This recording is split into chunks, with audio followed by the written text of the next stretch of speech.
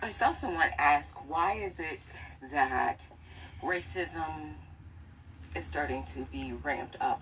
Why is it that white people are more unhappy now that they've gotten everything they've wanted? You know that saying, I've won, but at what cost? That is what MAGA Republicans are dealing with right now. They are right. They did win. And because they won, they now have to pay higher gas bills, higher electric bills, higher grocery bills. Many of them lost their health insurance. Many of them lost their jobs. Many of them are suffering from the effects of companies not using DEI anymore. And even though they've won, to them, it doesn't feel like a win because they are suffering, and they're suffering more than ever. So what do? They just go back to their roots, because to them, even though they're suffering, at least they're not black, right? And that's why it's like that, because us folk were telling them, we told you so, and they couldn't handle that. Because us folk, we took a step back and said, this is not our battle. Unfortunately, we still have to deal with the remnants of their decision, but this is not a battle for us to fight. And they see that, and then they have to turn around and see data that comes out that says that there's a decline in white people being accepted in a college, and particularly white men. And then they turn back to look at us and say, well, why aren't you guys mad enough? Why aren't you guys out there protesting like you were a couple of years ago? Why aren't you guys fighting for us even though we've been mean to y'all? And when we remind them like, hey, we told y'all this, now we're sitting down on the couch and this is y'all battle to fight. Now they're racist, and now we get Chud the Builders. But that's the reason.